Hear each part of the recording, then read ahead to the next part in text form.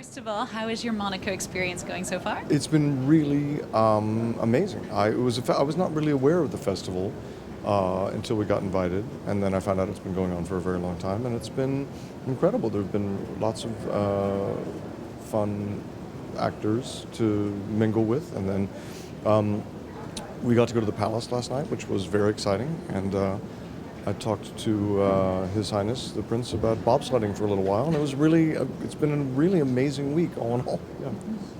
Why did you want to step into the shoes of Felix in the Al Capone? I certainly did not want to step into those shoes. It was I almost in a way was dreading it because there have been so many amazing performances, that I almost feel like I'm renting the character, but hopefully I'm being a good renter. So I dreaded it, and then I did my homework, and I got physically in shape to play it, and I always felt a camaraderie with the character, so it's not a real stretch for me.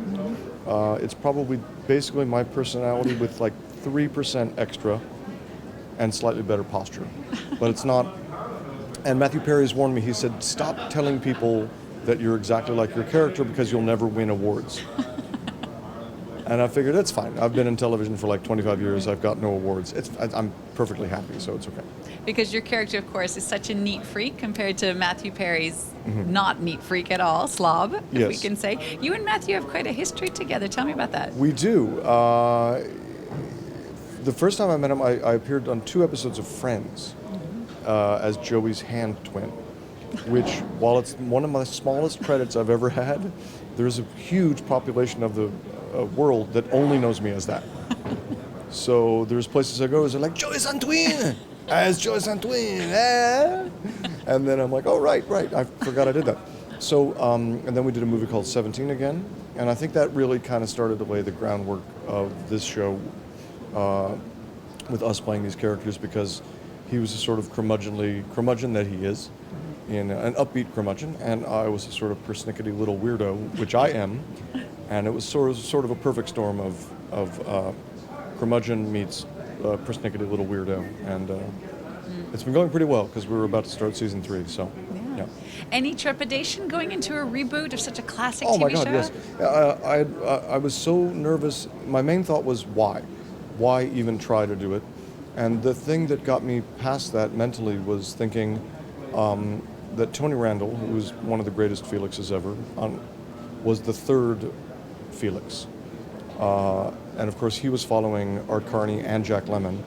And I thought, well, if he was willing to try as number 3, why would I not be willing to try as number 5, which I am? And when I felt that, I thought maybe I do have something to bring to it, and I brought some of my own personality to it, and I brought my own cello and some of the yoga aspects of Felix. That's me. A lot of my own weirdness is in this new incarnation. So, how does it feel going into season 3? A certain amount of relief, confidence? I do feel like we've inhabited the characters now. I think you can see the progression in the show. As we started out, it's much more like the Neil Simon play, like even down to some specific jokes from the play. And then as we've sort of blossomed in the characters, I think the show feels more like ours, and we feel more, like we're inhabiting the people justifiably. So, and the simple fact of it being a hit makes you feel more confident. Like, oh, this show's like, it's not an experience I'm super familiar with if you've seen any of my other shows, to know like, oh, we're on a hit show that is watched by like millions and millions and millions of people. So that certainly lets you take a brief sigh of relief. Yeah. What kind of a TV viewer are you? What do you watch? The biggest things, we don't watch a ton of television just because I have a young son and we work a lot. So, but I certainly make time for like Silicon Valley. I really enjoy. I'm still in Game of Thrones, no matter how many people they chop up. Still hanging in there. Yeah. Those are really probably the 2. We just watched, I love the recent OJ, The People versus OJ Simpson. It was outstanding. So good.